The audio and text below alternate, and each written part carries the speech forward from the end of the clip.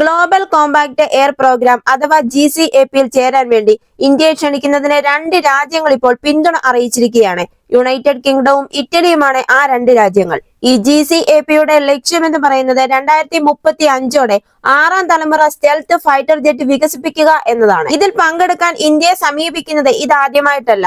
2 വർഷം മുമ്പ് നിലവിലെ GCAP-യുടെ മുന്നോടിയായ ടെമ്പസ്റ്റ് പ്രോജക്റ്റിൽ ചേരാൻ ഇന്ത്യക്ക് UK പ്രാരംഭ ക്ഷണം നൽകിയിരുന്നു.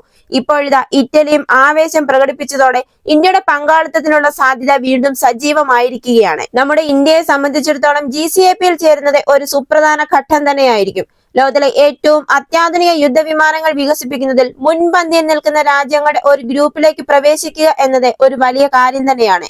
പങ്കാളിത്തം ഇന്ത്യയുടെ പ്രതിരോധ ശേഷി വർദ്ധിപ്പിക്കുക മാത്രമല്ല, അത്യാധുനിക സാങ്കേതിക വിദ്യയും സഹകരണ ഗവേഷണവും വികസനവും ഉപയോഗിച്ച് ബഹിരാകാശ വ്യവസായത്തിന് വലിയ ഉത്തേജനം നൽകാനും സാധിക്കും. അതുപോലെ തന്നെ ഇന്ത്യയുടെ സ്വന്തം അഡ്വാൻസ്ഡ് മീഡിയം കോമ്പാക്ട് എയർക്രാഫ്റ്റ് പ്രോഗ്രാമിനെ ഈ സഹകരണത്തിലൂടെ നേടിയെടുത്ത സാങ്കേതിക വിദ്യയിൽ നിന്നും ഉൾക്കാഴ്ചകളിൽ നിന്നും പ്രയോജനം നേടാനും സാധിക്കും. ഈ ക്ഷണം ഇപ്പോൾ ഇന്ത്യക്ക് നല്ലൊരു അവസരമാണ് നൽകുന്നത്. അതുപോലെ തന്നെ ഇന്ത്യൻ ഡിഫൻസിലെ മറ്റൊരു അപ്ഡേറ്റ്സ് ആണ് ഇന്ത്യയും റഷ്യയും സംയുക്തമായി വികസിപ്പിച്ചെടുത്ത അത്യാധുനിക ആയുധ സംവിധാനമായ ബ്രഹ്മോസ് NG, അതായത് ബ്രഹ്മോസിന്റെ നെക്സ്റ്റ് ജനറേഷൻ സൂപ്പർസോണിക് ക്രൂയിസ് മിസൈലിനെ ഏറ്റെടുക്കാൻ ശക്തമായി താല്പര്യം പ്രകടിപ്പിച്ച് ഒരു രാജ്യം ഇപ്പോൾ മുന്നോട്ടെത്തിയിരിക്കുകയാണ്. ആ രാജ്യമാണ് ബ്രസീൽ.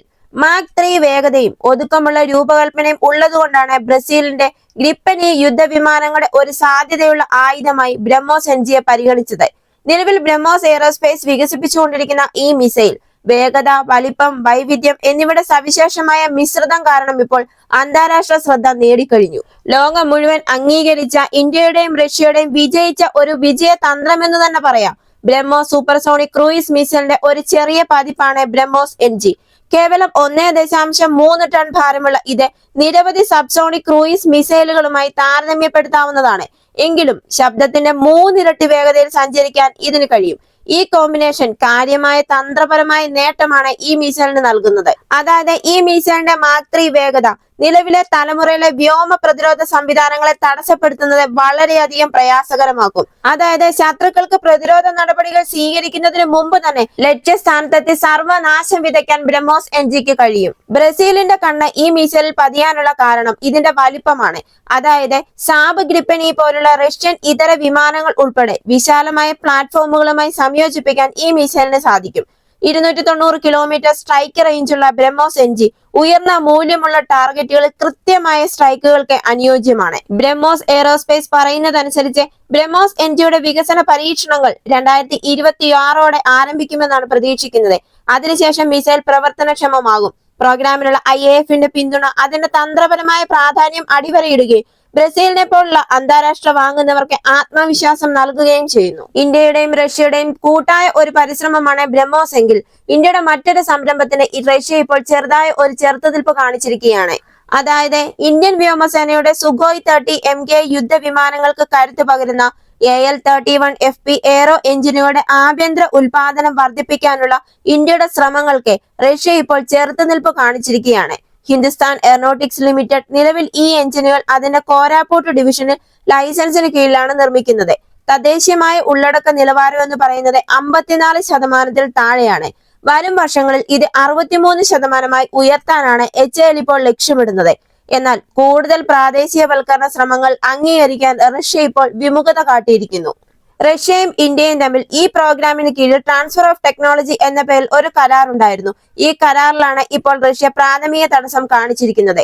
റഷ്യയിൽ നിന്ന് മാത്രമായി AL-31FP എഞ്ചിനുകൾക്കുള്ള അസംസ്കൃത വസ്തുക്കൾ HAL സോഴ്സ് ചെയ്യണമെന്ന വ്യവസ്ഥ ചെയ്യുന്ന ഒരു കരാറായിരുന്നു അത്. റഷ്യൻ അനുമതിയില്ലാതെ തദ്ദേശീയമായി നിർമ്മിച്ച ഭാഗങ്ങൾ ഉപയോഗിച്ച് ഘടകങ്ങൾ മാറ്റി സ്ഥാപിക്കാനോ ഇന്ത്യൻ അലോകൾ ഉപയോഗിക്കാനോ ഉള്ള HALന്റെ കഴിവിനെ നിയന്ത്രണം ചെയ്യുന്ന ഒരു കരാറായിരുന്നു ഇത്. HALും ഗ്യാസ് ടർബൈൻ റിസർച്ച് എസ്റ്റാബ്ലിഷ്മെന്റ് അതായത് GTREയും ചേർന്ന് ചില അസംബ്ലികൾക്കും ഉപ അസംബ്ലികൾക്കും പകരമായി തദ്ദേശീയമായി ഉൽപ്പാദിപ്പിക്കുന്ന തത്തുല്യമായവ സ്ഥാപിക്കാനുള്ള പദ്ധതികൾ ആവിഷ്കരിച്ചിട്ടുണ്ട്. എങ്കിലും അത്തരം പരിഷ്കരണങ്ങൾ എഞ്ചിനുകളുടെ വാറന്റി അസാധുവാക്കുമെന്നാണ് റഷ്യ ഇപ്പോൾ മുന്നറിയിപ്പ് നൽകിയിരിക്കുന്നത്. AL-31FP എഞ്ചിനുകൾക്ക് മേലുള്ള റഷ്യയുടെ അവകാശം സംരക്ഷിക്കാനുള്ള ഒരു ആഗ്രഹമാണ് റഷ്യയുടെ ഈ നിലപാടിന് പിന്നിൽ. മോസ്കോ അതിന്റെ ഉടമസ്ഥതയിലുള്ള സാങ്കേതിക വിദ്യകൾ സംരക്ഷിക്കാനും ഉൽപാദന പ്രക്രിയയിൽ ഒരു പരിധി വരെ നിയന്ത്രണം നിലനിർത്താനും ശ്രമിക്കുന്നു എന്നർത്ഥം. ഇങ്ങനെ ഈ രീതിയിൽ AL-31FP എഞ്ചിനുകളുടെ സ്വദേശിവൽക്കരണം വർദ്ധിപ്പിക്കുന്നതിന് HALഉം GTRയും ശ്രമിക്കുന്നത് നല്ല കാര്യമാണ്. ഇത് എഞ്ചിനുകളുടെ ഈട് വർദ്ധിപ്പിക്കുന്നതിനും വിദേശ വിതരണക്കാരെ ആശ്രയിക്കുന്നത് കുറയ്ക്കുന്നതിനും സഹായകമാകുന്നു. എന്നാൽ റഷ്യൻ അംഗീകാരമില്ലാതെ HAL ഈ പരിഷ്കാരങ്ങളുമായി മുന്നോട്ട് പോകുകയാണെങ്കിൽ വാറന്റികളും വിൽപ്പാനന്തര പിന്തുണയും നൽകുന്നതുൾപ്പെടെ എഞ്ചിനുകളുടെ പ്രകടനത്തിന്റെ പൂർണ്ണ ഉത്തരവാദിത്യം HAL ഏറ്റെടുക്കേണ്ടി വരും. ഇത് ഇന്ത്യൻ വ്യോമസേനയുടെ അറ്റകുറ്റപ്പണികളുടെ ചെലവും സങ്കീർണതയും വർദ്ധിപ്പിക്കുകയും ചെയ്യും. ഇങ്ങനെ ഇതിന്റെ പൂർണ്ണ ഉത്തരവാദിത്തം ഏറ്റെടുക്കുന്നതിനോടെ HAL ഇപ്പോഴും അനുകൂല പ്രതികരണം കാണിച്ചിട്ടില്ല. ഈ തദ്ദേശീയ ഉള്ളടക്ക നിലവാരം 54% നിന്നും 63% ഉയർത്തുവാൻ മാത്രമാണ് HAL ലക്ഷ്യമിടുന്നത്. ഇതുപോലുള്ള ഇന്ത്യൻ ഡിഫൻസിന്റെ അപ്ഡേറ്റ്സ് അറിയുന്നതിന് വേണ്ടി മറക്കാതെ തന്നെ ഈ ചാനൽ ഒന്ന് സബ്സ്ക്രൈബ് ചെയ്യുക. ഈ വീഡിയോ നിങ്ങൾക്ക് ഇഷ്ടമായെങ്കിൽ ഒരു ലൈക്ക് തരിക. അടുത്ത വീഡിയോയുമായി വീണ്ടും കാണാം.